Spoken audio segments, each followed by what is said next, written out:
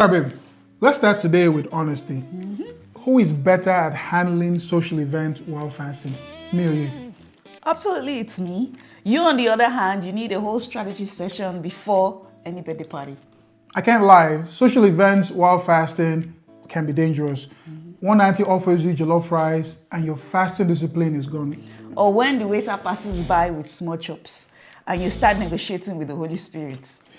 Why is it always the small chops? They smell like temptation directly from the factory. Because they were fried with intention, the intention to break your fast.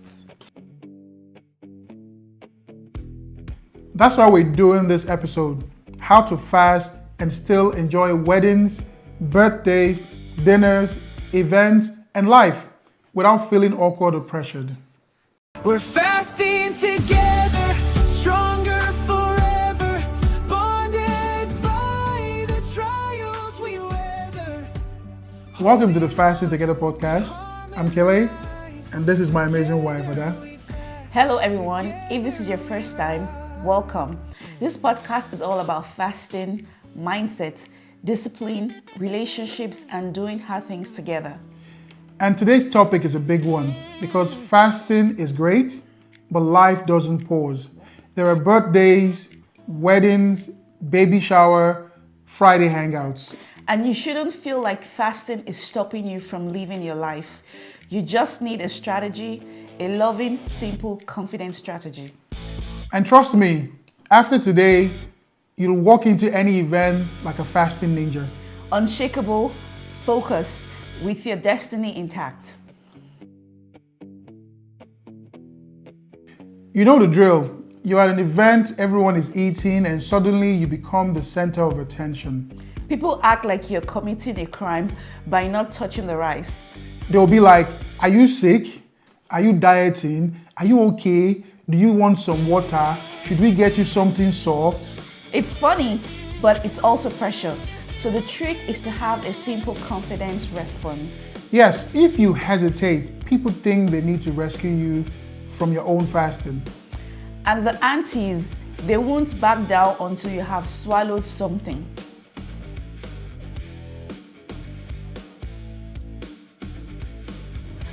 Keep it light, keep it warm, and immediately move the conversation forward. If you don't make it a big deal, nobody else will. I once told someone I wasn't eating yet, and the person looked at me as if I was practicing witchcraft. Mine was when someone whispered, "Is everything okay at home?" Now let's talk about temptation. Because listen, Nigerian social events, the food spreads are dangerous. Oh, especially weddings. The food looks like it was prepared to break your destiny. So here's how to handle food temptation without feeling miserable. Have a plan. Know before you go if you're eating or not. Hold a drink, water, sparkling water, tea, coffee, something just to keep your hands busy. Stay engaged. If you sit near the buffet, my sister, you will feel. This is so important. Most people don't eat because they're hungry. They eat because it's there. Or because everyone else is eating. Social hunger is a real thing. And if the answer is habit, you've won already. Honestly, sometimes just moving to a different seat eliminates half the temptation. Or dancing. You can't eat puff-puff and dance at the same time. You'll choke, right? All right, the big question, should you break your fast for social events? Here's my philosophy. If it's a special event, a wedding, birthday, something meaningful, adjusting is absolutely fine. Yes, but if it's just a random hangout on a random Tuesday with random people, then please stick to your plan. because fasting is about flexibility, not punishment. And breaking your fast one time won't destroy your progress. The only danger is when every event becomes a special occasion. Exactly. If your coworker sneezes and you say you're celebrating, that's not fasting anymore. I know, right? If you decide to eat, here's where people get into trouble. You break your fast with sense or with violence.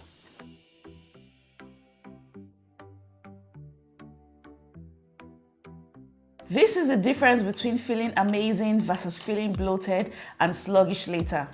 And trust me, weddings are designed to make you forget your fasting goals. But you can enjoy and stay mindful. It's not one or the other. And please, don't break your fast with 5 plates of jollof. Start with something gentle. Your stomach will cry for help later. One thing people don't realize is that social events are about connection, not about food. Yes, focus on the people, the laughter, the conversations, the memories. Play with the kids, dance, catch up with old friends, socialize. That's the whole point. Here is a gem. Most people won't even notice you're not eating unless you make it obvious. So blend in, enjoy the vibes. Don't sit next to the pop-off. And if someone insists you must eat, just smile, hug them and say, I love you, but I'm good. Hugs confuse food pushers. They don't know how to respond. Okay, let's talk about something every fasting person has faced. Pressure. Because some people don't just offer you food, they insist. Yes, there's always that one auntie or uncle who believes feeding you is their God-given assignment. And they won't take no for an answer. You tell them you're fasting and they say, God forbid, eat something. Or the classic, just take small, it won't kill you. So how do you handle peer pressure without sounding rude? It's simple. Stay warm, stay confident, stay kind, but stay firm.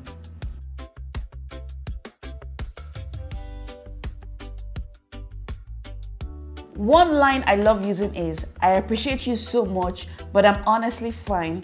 Tell me about, and then change the topic immediately. Redirecting is powerful. It tells them this is not a debate. And sometimes the pressure isn't from people, it's from the environment. Oh yes, the DJ drops your favorite song. The aroma of grilled chicken passes you. Someone starts serving fresh puff-puff. Or your best friend starts eating in slow motion, enjoying the food in 4K.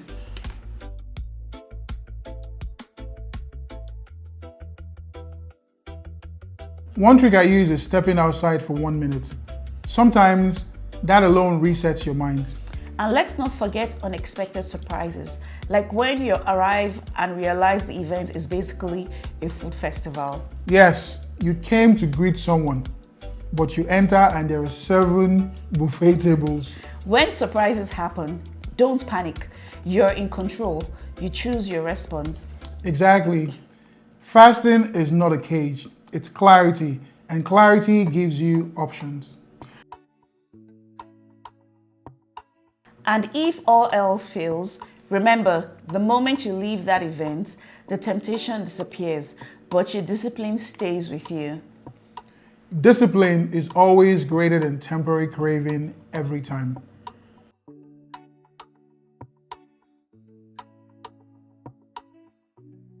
Okay, family, we want to hear from you. What's your best tip for fasting at a social event? Drop it in the comments because your tip could help someone else. And don't forget, for more guidance, stories, and strategies, get our book Fasting Together. And download the Fasting Together Bonded app. Track your fast, share your wins, and stay connected with your partner. Subscribe, like, share, and don't miss next week's episode, what to do if you accidentally break your fast. Until then, keep growing, keep loving, and let's Fast together. We're fasting together, stronger for